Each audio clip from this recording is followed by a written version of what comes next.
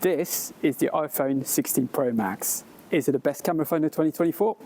Let's go and find out. Hey, what's up guys? Welcome back to the channel. So if you're new around here, my name is Seb and I make videos all about mobile phone photography. If you've missed my last video, I went around London with the iPhone 16 Pro Max to do a bit of a street photography. So if you haven't watched the video just yet, I'll pop the link here on the screen for you.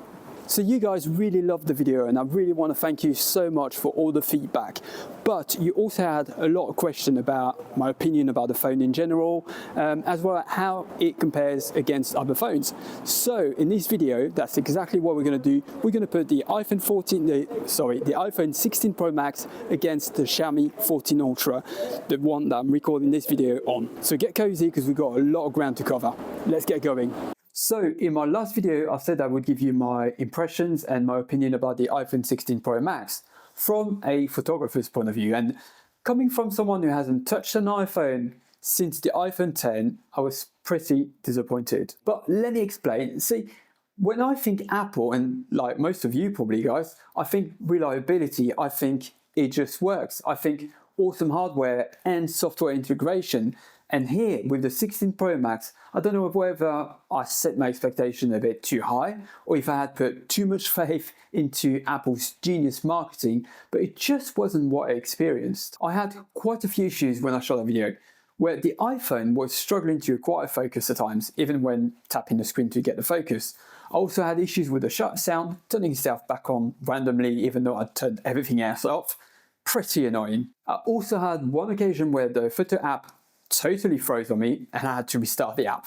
I don't know, it felt quite rough to me and it really goes against everything that you normally hear about Apple products being so polished and flawless. Oh, and like I said in the video, I didn't use the new side button as it doesn't work as a half press shutter button just yet. That should be coming in a future update. I think one of the major letdowns is to not give the users the ability to shoot in manual mode. I mean, you're about to give them a half press shutter button. Why not give them a manual mode too? Surely that will make sense. Now, having said all that, I did manage to get some awesome shots in London. But at this stage, you're probably wondering what is the quality like on those sensors compared to, let's say, the best camera phone of 2024, the Xiaomi 14 Ultra. So I went out with both phones and took dozens of shots in both JPEG and RAW during the day and nighttime to find out. And if you guys want to download all the photos, you know, to Pixel Peep, they're all available on my Patreon. The link is down in the description. Right, let's get to it. Right, so for the first picture, I used the telephoto lens, and you can see here from the focal length. And what is going to be a recurring theme here is the presentation of the photos. And the iPhone is very kind of flat and brightened up and dull looking, and the Xiaomi most of the time will be more accurate, true to life, true to what it was like at the time when I took the photos. What I think the iPhone is doing, at least in JPEG mode, and we'll see that if it applies also to the RAW files later, but in JPEG mode it kind of like applies tone mapping of some sort. It will brighten up all the shadowed areas, all the contrasted areas, it will brighten them up, and yeah, and you end up with this kind of a washed out look, which is not what I saw in real life with my eyes. So bearing in mind that is something that we're going to keep seeing over and over again on every photo at all the focal lengths. Now, if we start zooming in though, and like I said, yeah, it is the telephoto, but bearing in mind we're at 50 ISO, yeah, we're not like something crazy like 2000 ISO, no, 50 ISO, and there's enough light, and yet the iPhone has so much noise. I don't know if guys, you can see it through the YouTube video, through the compression, but here it's very obvious we've got quite a bit of noise, and I mean, it's pretty virtually noise-free on the Xiaomi. Not just that, but if we zoom in on the clock tower here, and you can see all detail is completely gone from the bricks here, from the clock tower, whilst on the Xiaomi, I mean, all the detail is there, and yeah, and it's the telephoto lens, and again, like I said, this will be a recurring theme, unfortunately, with the iPhone, from the telephoto and the ultra wide, unfortunately, as well. But yeah, I mean, look at that detail that's gone to mush on the left hand side compared to the Xiaomi on the right. And if we zoom in to this corner here, you can clearly see all the noise, which again is just not there on the Xiaomi. Now, so for this second photo, we're on the main sensor, the 1.78, and when we used it, by the way, when we used the main sensor on the Xiaomi, what I've done, I've locked it to f2, because obviously it's got a variable aperture, as you guys may know, and it wouldn't have been fair for, especially for the night shots, to play with it. So I've locked it f2 to reflect what the iPhone would have been like. So technically later on, when the shots in the low light, it would have been even better with a Xiaomi, but I just wanted to do a very fair apple to apple sort of comparison. So that's why you'll see that it never moves, even though it should, because it's a variable aperture. Right, so as you can see, again, the colors are really muted here, and it's kind of dull and flat looking. And as well, if you guys know, the Royal Mail vans are very bright red, especially when they've just been washed. So again, on the Xiaomi, it's more accurate to what the colors are. Even the bricks on the walls there and the doors, they're kind of punchy, but not too punchy. They reflect more what it was like at the time. Now, if we start zooming in, now for the main sensor, and that's the behavior that we're going to keep seeing, the main sensor is very soft for some reason, especially in JPEG. It's very soft looking, and you can see that especially here on the tire. If we zoom in a bit more, you can see the tire threads there. You can barely see them on the left, and you can see them properly on the right. And again, it's just, I don't know, not particularly good for a flagship, if you ask me. Even if we start zooming in on our door, you can see the detail on the Xiaomi here, and it's kind of all blurred there on the iPhone. So I don't know. I wasn't super impressed by the main sensor either, to be completely honest. I mean, it's all right. Obviously, you know, here I'm nitpicking. Obviously, when I say I'm zooming in, we're literally nearly 200% here, so you know, it's with pixel peeping, and I mean from a regular size, if we go back to 100%, you know, it's still a bit soft. But in real life scenario, when you're looking at pictures from Instagram or on Facebook, you know, they're quite similar in terms of sharpness. So it's not something that you'd notice. Even in the video that I made last week in London, you know, you can get some really good results. But it's when we start putting in next to another flagship where you see that the iPhone falls on its face completely. So this one is another interesting one, and we're at the telephoto here, where the iPhone, I've noticed, is the behavior that it's having, will use its own noise to create detail that wasn't there in the first place. So if we zoom in, so obviously you can see there's quite a bit of noise. If we look at the phone booth here, you can see there's a lot of noise in the picture already. And even though we're dealing with ISO 64 and ISO 50, and again on the Xiaomi, there isn't any noise to talk about really. But on the iPhone, it's just all over the photo. But anyway, what we're saying is, if you look here, it's making all that grain, all that noise into detail, and that's the AI kind of processing it and thinking that it is detail, because it isn't there. I mean, it wasn't there, and I had to double check when I took the photo. You know, I had to go close to that post just to make sure that it just wasn't the Xiaomi that was smoothing everything out or, you know, removing detail. But no, it's just the iPhone taking its own noise for granted and turning it into actual detail that wasn't there in the first place. So again, if we zoom in on the oops. If we zoom in on the tire here, the bike tire, you can see, you know, you can easily read this. It says between. Here it's more subdued, it's kind of more blurred and harder to make out what it actually says. But again, from a distance, and even if we look at the colors on this one, the iPhone is actually pretty done a pretty good job here, you know. It's the same pretty much as the Xiaomi on the right. So apart from, you know, if you start zooming in, you really would have a hard time telling those two pictures apart. Now, switching over to the ultra wide, that's where the iPhone really disappointed me. It was meant to be a brand new sensor, you know, brand new 48 megapixel sensor, brand new ultra wide, much better than previous years. And well, there we go.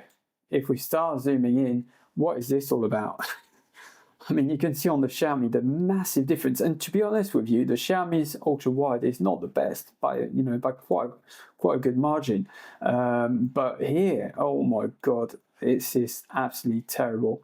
I don't know what is going on with the ultra wide. It's just whether the sensor is just too small. They've crammed too many pixels in a small sensor, and it's just trying to work too hard. And yeah, just noise everywhere. Even the color presentation is kind of just dull. This was towards the end of the day, so obviously we were kind of going for sunset, well, not sunset time, but the sun going down, so we had those orangey kind of tones. But here it's just yeah, it's just kind of mushy green, and yeah, not impressed at all. Now, I thought I'd also add a macro shot in this test, in this comparison, because, well, because I can.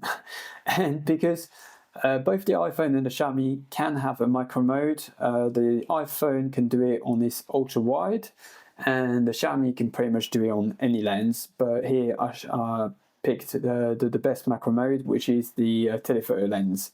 So if we start zooming in, I mean, there's no comparison here. I think we'll all agree that the Xiaomi is just absolutely stunning next to the iPhone. I mean, you can get fairly close with the iPhone, closer than you can with the Xiaomi, but you just get a sort of I don't know. Let me center that. There we are. It's just way too sharpened on the iPhone. It just looks so natural. You've got that outline of that little bucket. It's over sharpened, and like I said, it just creates its own detail when it's not there. But yeah, I mean, look at the bokeh, and it's natural here. There's no trickery. It was just shot in JPEG, and that's natural bokeh from the actual lens that you see around the rose here, and it looks absolutely stunning.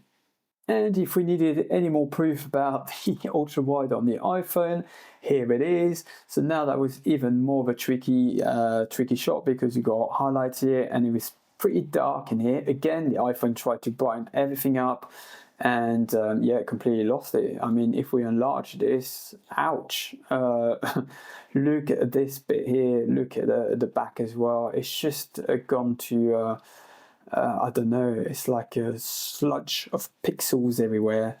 It's just not really nice to look at. It's just over sharpened, noisy background, basically. And again, like I said, don't get me wrong, the Xiaomi's ultra wide is not the best, but you know, we're still miles away from what the iPhone is looking like. And just after I took the previous picture, I turned around literally and took this one. And I just wanted to showcase what I was talking about, that tone mapping effect sort of thing. And I mean, it's very clear on this photo what I'm talking about here. This is literally what it looked like, maybe a tad little darker if anything, but it was nothing like this. On this photo, it just looks like someone just shove a massive light in there and brightened everything up, you know, and it just wasn't like that at all.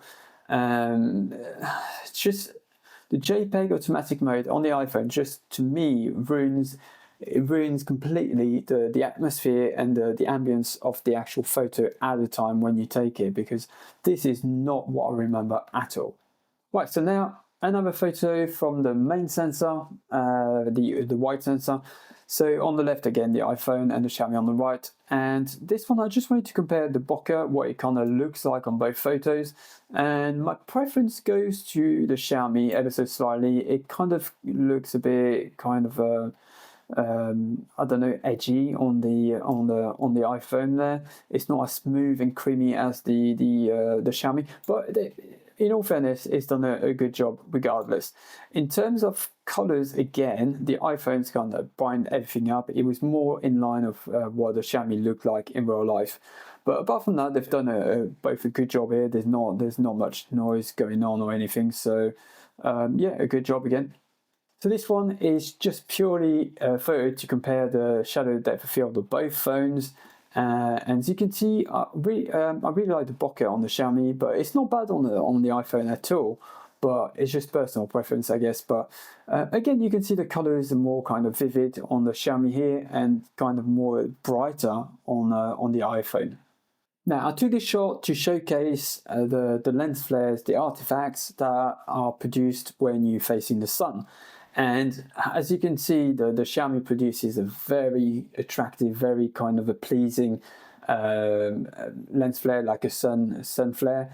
And on the iPhone, it's more like an artifact, something that you like to avoid. But the Xiaomi is really nice, and that is due basically to its aperture, its variable aperture. And that was on the f2 here, but had I shot it at f4, it would have looked even better. But yeah, I really enjoy this type of flares on this phone. Right, so now let's start jumping on to some low light shots. So, well, I mean, it was 6:15 in the evening, and what you can see on the Xiaomi here is technically more what it was like in real life. Again, the iPhone's primed everything up here. So here we're at 2.8, 2.5, so we're on the telephoto lenses. And if we zoom in a little bit, we can start seeing already the noise. We're not even 100% yet. The noise on the iPhone here, and yeah, it's just not good. They could, you know, I think it's because of that tone mapping again. It's trying to lift up all the shadows and revealing all the noise. But I mean, even if on the Xiaomi you did that, I mean, there's no noise to talk about. You know, look, you can't really fault the Xiaomi for having any noise anywhere. But if we zoom in on that bird as well there, look, it's full of noise. Hang on, I'm just going to line them up better. Here we are. And yeah, it's just so much noise everywhere. So here's another low light. I was inside the shopping centre, so pretty dark, especially because it was, I think, about 7 p.m. by that stage. And a quick example again of what I was saying about the noise and the iPhone wanting to make up its own detail that wasn't there in the first place. Look, there, you know, if you just saw this picture, you'd think that it's kind of like marble and it's got that detail and that kind of texture, but it wasn't there, you know, I promise you guys. And if you look even on the sign, the TK Maxx sign here, all that noise, it just wants to create a texture when it doesn't exist in the real world. And again, you can see there that, you know, that marble effect there, it's not there in real life. And it's just noise, and then the iPhone just makes it into detail and into a texture. But yeah, it's just a lot of noise all around. And what baffles me is the fact that, you know, the Xiaomi actually was shooting at ISO 1000, you know, against 640. It's nearly half, and yet there's no noise to talk about here on the Xiaomi compared to the iPhone. It's just mind-boggling.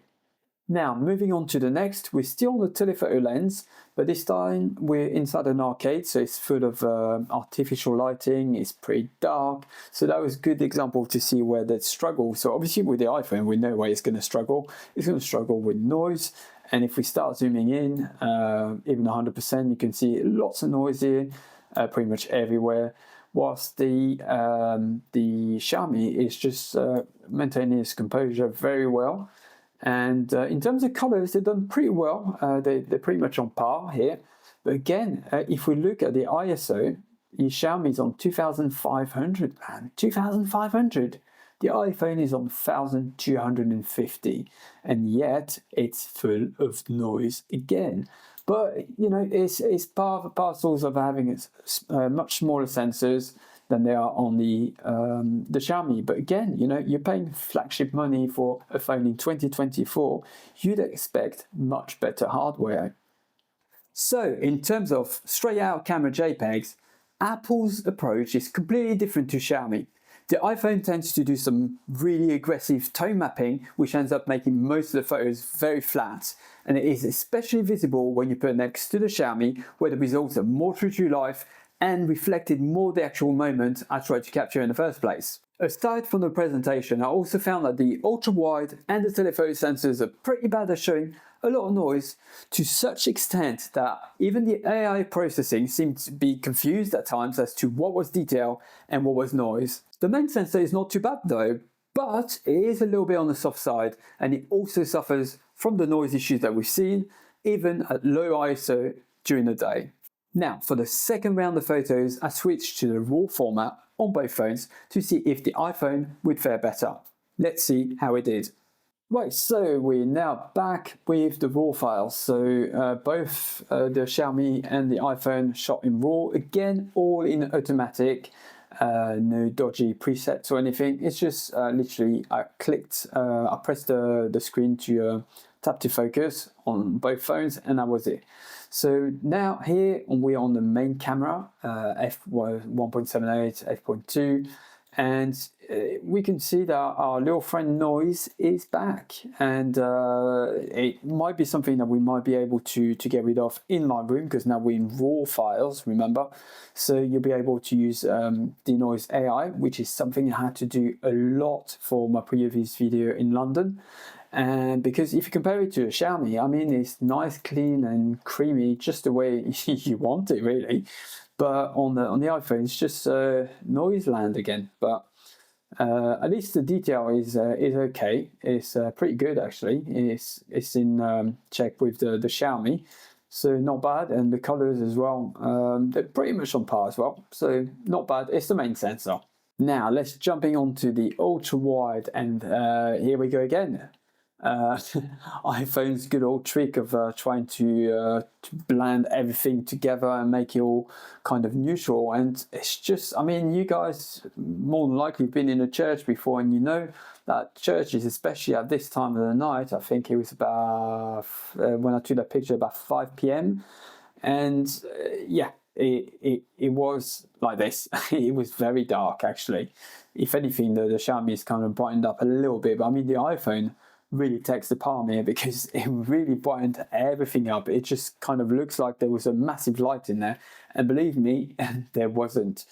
But if we kind of zoom in, and here we go, you know, whether we're in RAW or not, still got lots of noise, and those ultra wide is just it's just unacceptable.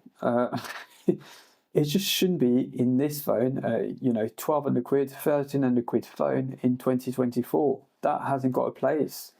And here's another one for you guys. So I thought I'd do a RAW, but kind of not a macro, but more to show off the depth of field. There we go. That's what I was looking for. A close-up shot. There you go. So as you can see here on the Xiaomi, it's done really well actually, because it separated the glass from the background really well. Nice and creamy, bokeh balls on the lights here. When the iPhone kind of, it's all right. Again, it's brightened everything up, but we're used to it by now.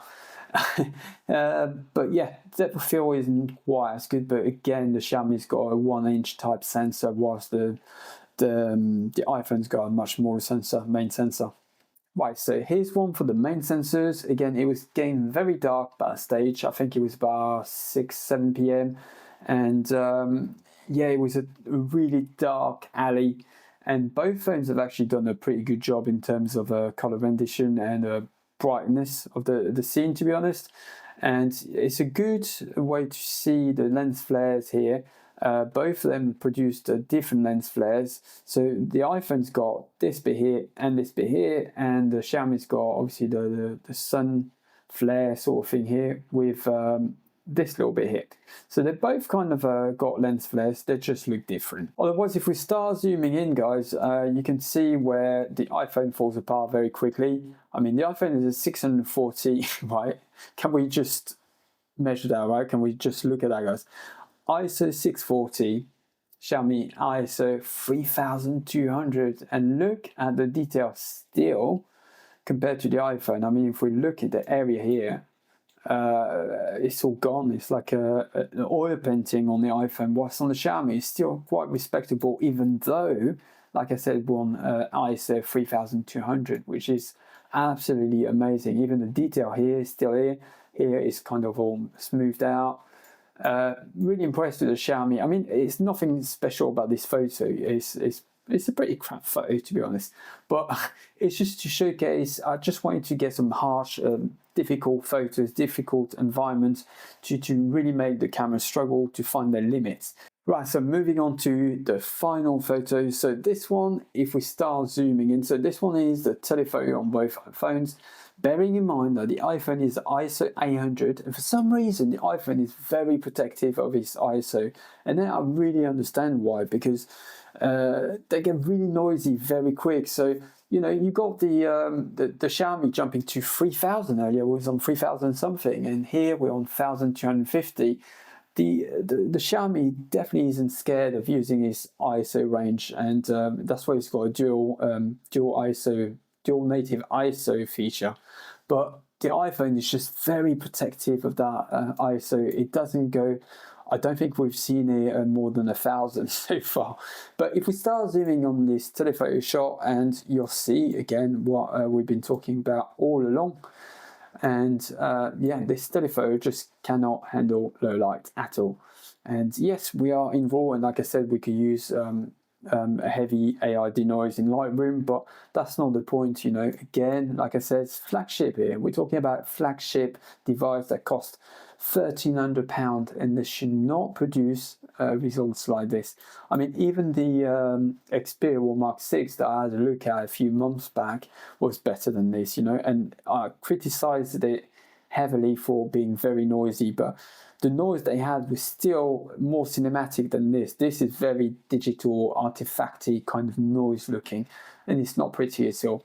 Whilst here again on the Xiaomi is a little bit noisy, but I mean, can you blame it? It's already at 1250 on the telephone lens, and you know, but again, the Xiaomi, I've always praised it for its noise, because its noise is actually like grain. It looks like it's quite a pretty noise, if that makes sense. It's more like a filmic grain than noise. But here, yeah, on the iPhone again, you can't justify it. So no surprise here when it comes to RAW. Perhaps the redeeming factor for the iPhone is that the photos don't actually look as washed out or flat anymore. But the issue of the noise is still there, and the ultra wide is shockingly bad no matter what you do with it. It is pretty embarrassing, to tell the truth, especially being a 2024 flagship. You'd expect much more out of it. So in conclusion, the iPhone 16 Pro is an okay everyday device. It has a gorgeous bright screen, a really good battery, but when it comes to cameras, especially if you want to take photos as a hobby, I'd give it a hard pass. And look somewhere else, like a Xiaomi or maybe a Vivo phone, but I really cannot recommend this year's iPhone, especially if you have the intention of using it for photography. But what do you guys think? Have you bought the latest iPhone? Are the results acceptable to you? Let me know down in the comments what you think of the 16 lineup and which phone you consider buying. Right, so I hope this video saved you from making an expensive mistake. If it has, make sure to hit the like button, and whilst you're there, if you aren't subscribed already, I really appreciate if you did. I also want to say a massive thank you to our latest Patreon member, Regis, and if like him, you would like to be a member as well and be able to download my Lightroom presets, watch the videos early, and also download all the RAW files that I use for every video, then head over to the link in the description. So as always, thanks for watching guys, take care, and I'll see you in the next one. Bye!